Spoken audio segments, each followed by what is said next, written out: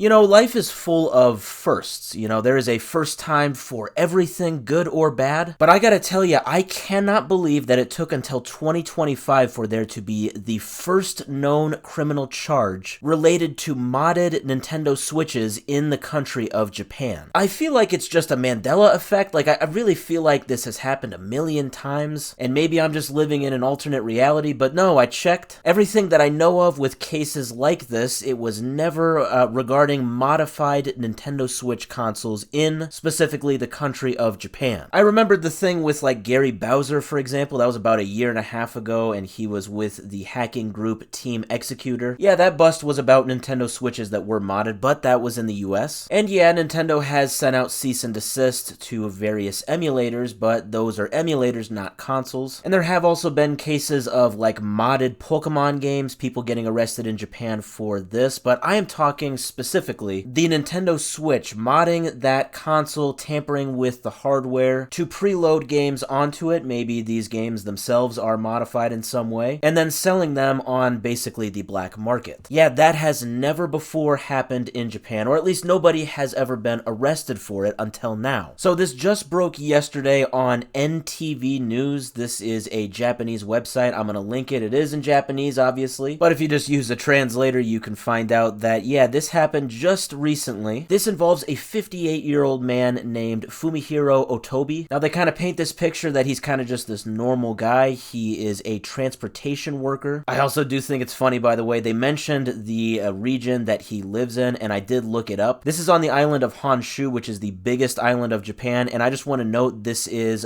notably in what is referred to as the Kanto region of that island. I did not know that there was a region called the Kanto region, but I mean, this is just hilarious. This goes off of the whole Gary Bowser thing. I mean, there's always just a funny name, either with the person themselves or something associated with that person in cases like this. I don't know. I thought it was pretty funny. Like, of course, a big Nintendo modder getting arrested is literally from the Kanto region. I just thought that was funny. But anyway, yeah, it sounds like he had a little side gig of allegedly selling modified Nintendo Switch consoles. Basically, he welded modified parts to the circuit board of these consoles and then preloaded about 27 games on it, and then he would turn around and sell them for 28,000 yen, which is about 180 US dollars. So this arrest was just 2 days ago on January 15th, and he has allegedly already admitted guilt. And his comment on why he did this allegedly is absolutely hilarious. Keep in mind, this is a Japanese to English translation, so maybe something got lost in translation here. But when asked about these charges, he allegedly admitted to them, and then he said, and I quote, "I was interested in whether people would think I was great if I sold modified machines." I mean,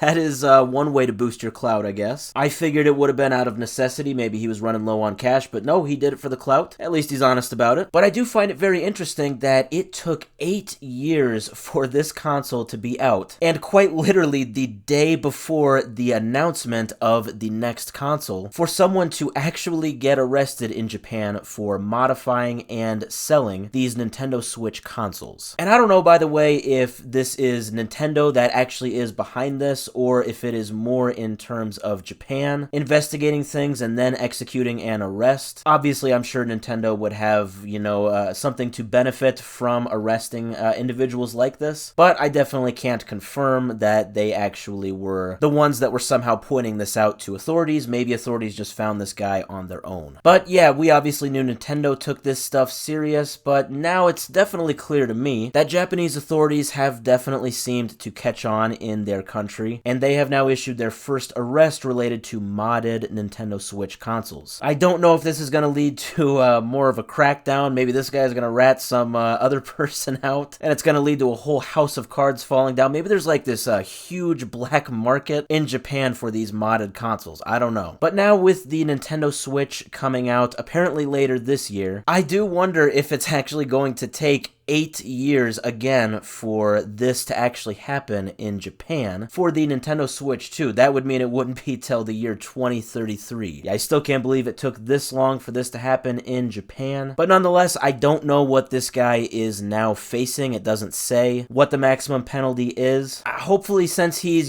just admitting to guilt, hopefully he doesn't get, some huge crazy sentence. After all, the only reason he did it is because he wanted people to think he was great.